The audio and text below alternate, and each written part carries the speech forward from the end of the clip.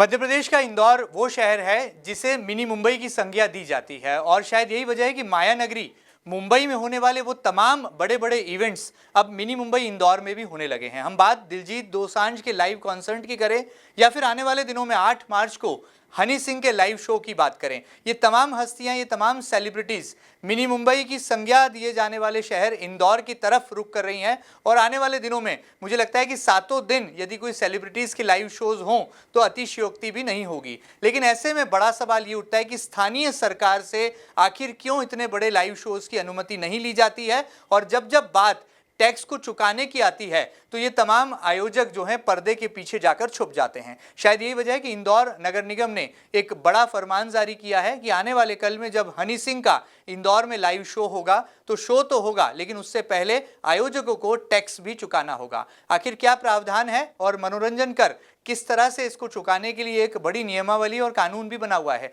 तमाम मसलों पर बात करेंगे और आपकी मुलाकात कराएंगे इंदौर नगर पालिक निगम के MIC सदस्य श्री निरंजन सिंह चौहान गुड्डू भैया से। सर, आपका बहुत बहुत स्वागत है MP न्यूज़ के इस सेगमेंट में। एक बड़ी चिट्ठी आपने लिखी है और इस चिट्ठी की चर्चा अब राजनीतिक गलियारों में भी हो रही है। निरंजन जी की चिट्ठी में साफ तौर पर लिखा है कि ऐसे जो लाइव शोज होते हैं इसमें नगर निगम प्रशासन की जो जिम्मेदारी है टैक्स वसूलना, इसमें कोताही बरती जाती है। और आपने महापौर जी को सीधे तौर पर कहा है कि ऐसे आयोजन से पहले सुनिश्चित कर लिया जाए कि आयोजकों से टैक्स पहले भरा लिया जाए। क्या आपकी नाराजगी है और क्या आपका फरमान है? नाराजगी क्या, जैसा आपने बताया कि वास्तविक में इंदौर में जी बड़े बड़े आयोजन हो रहे हैं। उस आयोजनों से हमारा कोई विरोध नहीं। जी जी हमारा ना इन कलाकारों से विरोध है। जी अच्छा है, इंदौर शहर का नाम होता और इंदौर शहर बड़ा शहर होते जा रहा है। जी जी बाकी जो हमारा नगर निगम द्वारा मनोरंजन कर है, शासन द्वारा हमको जितना भी इनकी बिक्री होती है टिकट पोस्ट पे 10% मनोरंजन कर लेने का अधिकार है जी।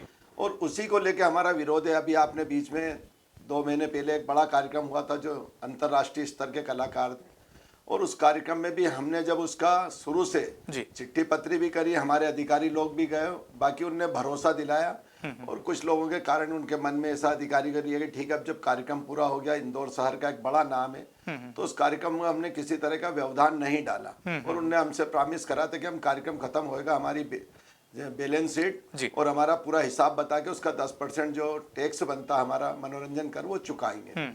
बाकी बाद में वो आयोजक बाहर के थे, बम्बई के थे, आयोजक ने बिना पैसे दिए और चले गए। जी जी। मेरा इसमें एक और विषय है, आपके माध्यम से मैं कहना चाहता हूं कि इसमें करने वाले कहीं ना कहीं हमारे इंदौर के लोग भी जी जी। और इंदौर का भला सोच के मैं समझता हूं उनको भी कहना चाहिए कि जो मनोरंजन का नगर निगम का जो इंदौर के विकास में काम आता है पैसा, तो उसको दिलाने के लिए उनसे भी निवेदन करूंगा। बाकी मैंने जो अधिकारियों से और महापौर जी को जो चिट्ठी लिखी उसका मेन कारण यही रहा है कि हमारे महापौर जी भी इस विषय को उनने ताकत से, जैसे ही मैंने पत्र लिखा वो पत्र उनके पास पहुंचा, उनने हाथों हाथ कलेक्टर, माननीय कलेक्टर महोदय और माननीय कमिश्नर महोदय दोनों को भी हाथों हाथ उनने भी चिट्ठी लिखी कि कार्यक्रम की किसी प्रकार की कोई एनओसी नहीं दे जब तक हमारा पैसा नहीं दे। बिल्कुल बिल्कुल। तो क्या लगता है कि इस शो पर कोई ग्रहण लग गया है? आप ये माना जाए कि जो लोग टिकट खरीद चुके हैं और खासतौर पर ऑनलाइन टिकट खरीदने की इसमें प्रोविजन रखे गए थे, तो क्या लगता है नगर निगम ये शो होने देगा या नहीं होने देगा? हमारा शो से कोई विरोध नहीं, ना हमारा कोई इस कलाकार से विरोध है। जी जी। हमारा विरोध है केवल हमारा पैसा मिले और कार्यक्रम इंदौर में अच्छा हो, इससे कोई हमारे को तकलीफ नहीं।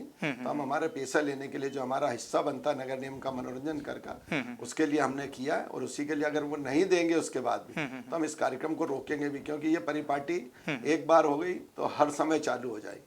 और नगर निगम एक आप इंदौर की जवाबदार संस्था है, उसका अगर पैसा नहीं आएगा तो जनता के काम होने में कहीं ना कहीं तकलीफ आती है और ये हमारा एक बड़ा राजस्व का हिस्सा है मनोरंजन का। जी जी जी। आज हमारे यहाँ के इंदौर के चाहे टाकीज हो, छोटे छोटे से कार्यक्रम हो, हम उन लोगों से भी मनोरंजन कर लेते हैं। तो ये तो अंतर्राष्ट्रीय स्तर के कलाकारों को बुला के कार्यक्रम करते हैं और आयोजक लोग बड़ा पैसा कमाते हैं, तो उनको नगर निगम का पैसा देना चाहिए। बिल्कुल ठीक बात है। एक तरह से कमर्शियल पहलू भी जो है इस तरह के बड़े ग्रैंड और मेगा इवेंट्स के साथ जुड़ा होता है। निरंजन जी, आप राजस्व समिति के प्रभारी हैं, मेयर इन काउंसिल के मेंबर हैं, क्या MIC की बैठकों के दौरान भी इस तरह के मुद्दों पर कोई चर्चा होती है और आपको लगता है कि आने वाले कल में इसे लेकर एक ठोस कानून की दरकार भी है, या कहा जाए मनोरंजन कर को लेकर सख्ती का आलम जो है फिलहाल नजर नहीं आता है? तो कहाँ इसको आप देखते हैं कि नगर निगम प्रशासन क्या उदासीन रवैया इन तमाम मसलों को लेकर रखता है? मैं आपकी बात से सहमत हूँ, इसमें कोई दो मत नहीं। हमारे वहाँ आज आप इंदौर में देखते हैं कि सदा कोई ना कोई मेले भी लगे रहते हैं। जी जी जी। या और भी कोई बड़े बड़े हमारे होटलों में भी कार्यक्रम होते हैं। जी जी। इस सब के लिए भी मैं जब भी अब MIC होगी उसमें पूरी ताकत से उसके लिए नियम बनाने की कोशिश भी करेंगे। कहीं ना कहीं उसमें कोई सारे व्यवधान वो भी है, कानून में भी कोई परेशानी आती है जी जी। तो इसलिए हम उसका कोई सब जने बैठ के अधिकारियों से कहेंगे ऐसा कोई प्रोफार्मा बनाए जिससे हमको मनोरंजन कर वसूलने में आसानी भी हो।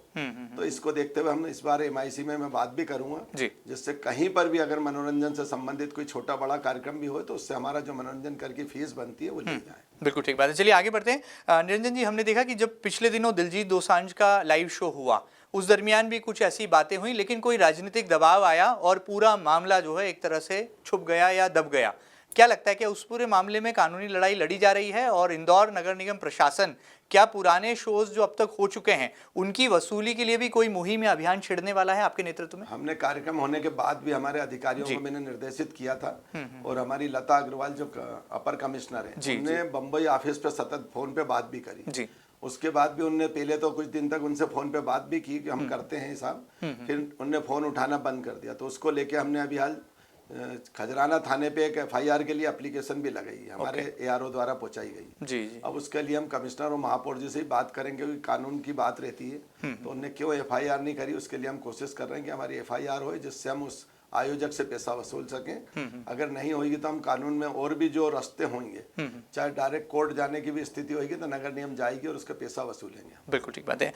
MIC मेंबर निरंजन सिंह चौहान गुड्डू जी हमारे साथ लगातार जुड़े हुए हैं। एक सवाल और है कि वो युवा जो टिकट खरीद चुके हैं और बड़ी उम्मीद में है कि उनकी जो है 8 मार्च की शाम बड़ी सुहानी होने वाली है, हनी सिंह योयो हनी सिंह को वो सुनने वाले हैं, आपको एक राजनेता होने के नाते क्या लगता है इस तरह के लाइव शोज में संस्कार और संस्कृति और एक मर्यादा के आवरण की कितनी ज़रूरत है और क्या ऐसे लाइव शोज की मॉनिटरिंग भी की जाती है? सरकारी व्यवस्थाएं क्या हैं? क्या नगर निगम प्रशासन तमाम तरह के लोग जो वहां आने वाले हैं उनकी हरकतों पर भी क्या कोई मॉनिटरिंग सिस्टम रखने की आप कोई ज़रूरत को महसूस करते हैं? क्या मानते हैं आप? मैं पूरी तरह आपकी बात से सहमत हूँ। वास्तविक में इंदौर शहर जैसा आपने किया कि मिनी बम्बई हो रहा है, बाकी उसके बाद भी इंदौर शहर एक मर्यादाओं के बीच में रहने वाला भी शहर है जी। और कहीं ना कहीं इन सब चीजों का जो फुहड़ता के कार्यक्रम और ऐसे होते हैं तो आपने देखा समय समय पर यहाँ के नागरिक भी कह लो या समाज सेवी लोगों ने भी विरोध करा है। हमारे पूर्व में एक आपको ध्यान होगा कि इस पे राजवाड़े पे कार्यक्रम होने वाला था और उस समय कैलाश विजयवर्गीय जी ने बड़े पैमाने पे विरोध करा था और उस कार्यक्रम को होने में पूरा व्यवधान डाला था, चाहे पुलिस द्वारा सख्ती की गई थी तो भी कैलाश जी ने उस कार्यक्रम को नहीं होने दिया। उसी प्रकार मैं आपकी बात से सहमत हूँ और मेरी ओर से भी मैं कहना चाहता हूँ कि कोई भी कार्यक्रम हो मर्यादा के अंतर्गत होने चाहिए और अपनी शालीनता में होना चाहिए। ये जो फुहड़ता इसका हम विरोध आज भी करते हैं, कल भी करेंगे और आने वाले समय में भी करेंगे। बाकी मैंने जो हनी सिंह की का बारे में सुना है कि कोई समय में भी वो नशे के विरोध बोलते हैं शायद मंचों से, तो मैं उनका स्वागत भी करता हूँ ऐसा कलाकार के लिए। अगर इंदौर में वो अगर ऐसी बात अच्छी करते हैं तो उसका स्वागत भी होना चाहिए और कोई गलत अगर चीज होती है तो उसका विरोध भी होना चाहिए। बिल्कुल ठीक बात है। चलिए जाते जाते निरंजन जी ये भी बता दीजिए कि किस तरह से सख्ती जो है आने वाले दिनों में भी बरकरार रहेगी और हनी सिंह के लाइव कॉन्सर्ट को कराने वाले जो आयोजक हैं क्या उनसे संपर्क हो गया है नगर निगम प्रशासन का? और यदि ये टैक्स की वो भरपाई शो के पहले कर देते हैं तो टैक्स के भरपाई के बाद क्या शो पर से कोई ग्रहण जो लग रहा है वो दूर हो जाएगा? क्या कहना चाहेंगे आप? चाहता हूँ आयोजक से निवेदन भी है मेरा, वास्तविक में नगर निगम का अधिकार है जी। तो आयोजकों से निवेदन है कि पैसा दें और अच्छे से कार्यक्रम करें। इस शहर में कार्यक्रम होए, आपने जैसे किया कि हर दिन कार्यक्रम हो, कोई तकलीफ नहीं, इंदौर शहर का नाम होता है। बाकी नगर निगम का भी व्यक्तिगत जो इंदौर शहर की एक बड़ी संस्था है उसका पैसा चुकाएं और कार्यक्रम करें, हम सब लोग उनका स्वागत करेंगे। इन कलाकारों का हमारा किसी से विरोध नहीं है, कार्यक्रम से कोई विरोध नहीं। हमारा जो आयोजक पैसा कमा के चले जाते हैं हमारा उनसे विरोध है। जब वो पैसा कमाते हैं तो नगर निगम का हिस्सा जो बनता है वो देना चाहिए। बड़ी बात है। मनोरंजन के बहाने ही सही लेकिन व्यापार तो व्यापार होता है और यदि मनोरंजन के बहाने व्यापार किया जाता है और बड़े बड़े मेगा और ग्रैंड इवेंट्स किए जाते हैं तो वहां पर टैक्स को पूरी तरह से चुकाना भी जिम्मेदारी आयोजकों की बन जाती है। और शायद यही वजह है कि इंदौर नगर निगम प्रशासन की ये जो सख्ती का आलम है ये लगातार दिनों दिन बढ़ने वाला है क्योंकि लगातार इंदौर में मेगा इवेंट्स हो रहे हैं, ग्रैंड लाइव कॉन्सर्ट्स हो रहे हैं और मुझे लगता है कि आने वाले दिनों में इंदौर म्युनिसिपल कॉर्पोरेशन इसको लेकर एक सख्त मॉनिटरिंग प्लान भी बनाएगा। बहरहाल देखना यह भी होगा कि क्या हनी सिंह का इंदौर आना कोई सियासी मुद्दा तो नहीं बन जाएगा क्योंकि राजनीति की शुरुआत सबसे पहले यदि किसी शहर से होती है तो वो इंदौर होता है। तो देखने वाली बात ये होगी कि एमआईसी सदस्य निरंजन सिंह चौहान जी की चिट्ठी का कितना असर जो है नगर निगम प्रशासन के साथ साथ पुलिस और जिला प्रशासन पर पड़ता है, और आयोजकों के कानों पर क्या कोई जूं रेंग पाती है। फिलहाल इतना ही। ये खास बातचीत आपको कैसी लगी हमें जरूर बताइएगा, और ताजा तरीन खबरों के लिए लगातार बने रहिएगा आपके अपने न्यूज चैनल एमपी न्यूज के साथ। फिलहाल इतना ही। नमस्कार।